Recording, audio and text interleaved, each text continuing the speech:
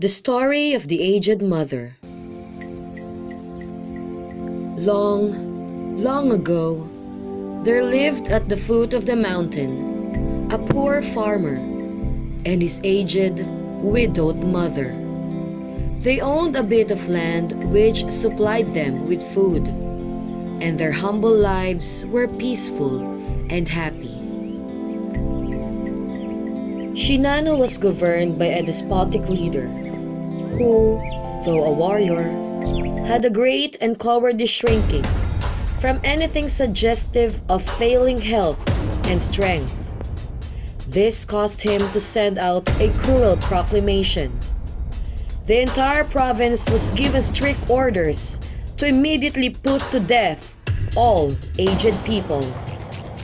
Those were barbarous days, and the custom of abandoning old people to die was not common. The poor farmer loved his aged mother with tender reverence, and the order filled his heart with sorrow. But no one ever thought a second time about obeying the mandate of the governor. So with many deep, hopeless sighs, the youth prepared for what at that time was considered the kindest mode of death.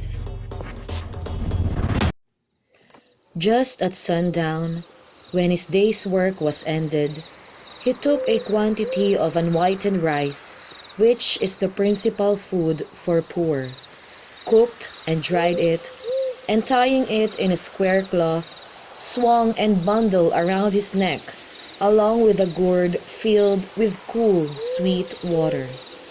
Then he lifted his helpless old mother to his back and started on his painful journey up the mountain.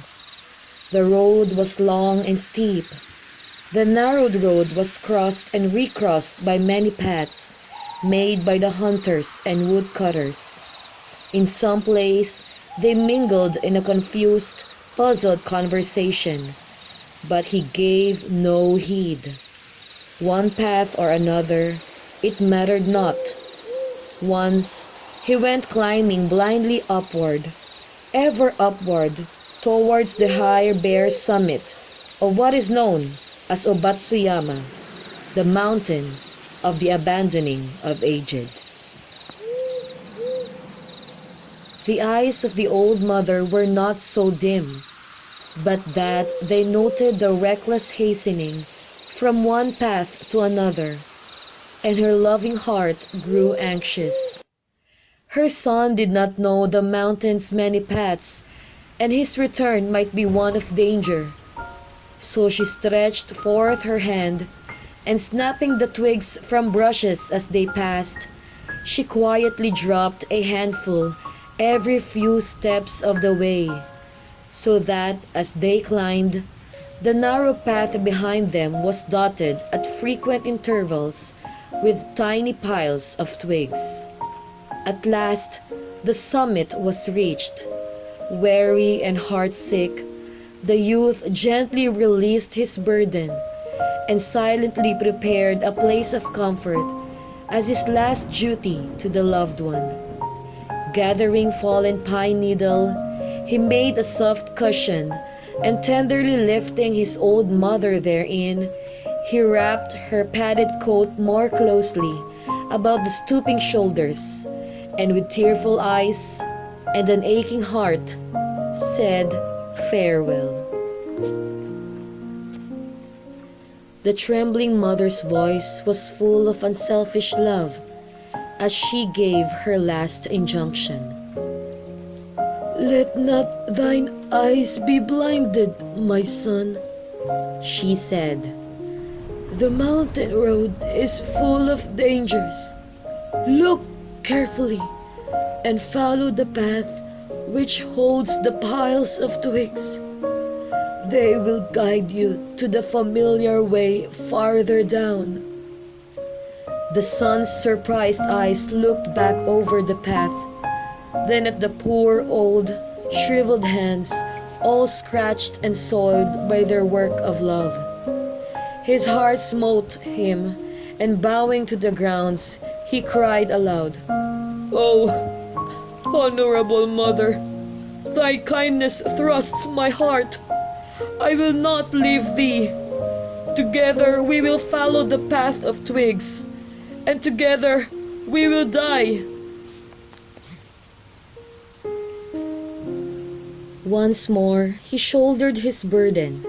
How light it seemed now, and hastened down the path, through the shadows and the moonlight, to the little hut in the valley. Beneath the kitchen floor was a walled closet for food, which was covered and hidden from view.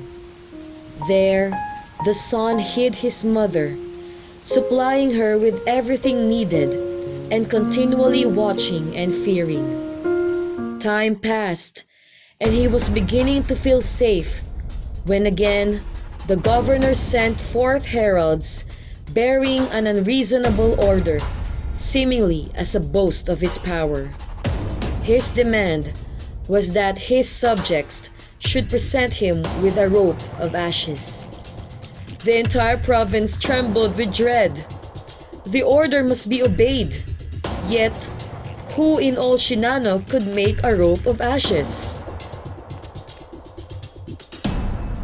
One night, in great distress, the son whispered the news to his hidden mother. "Wait," she said. "I will think. I will think." On the second day, she told him what to do.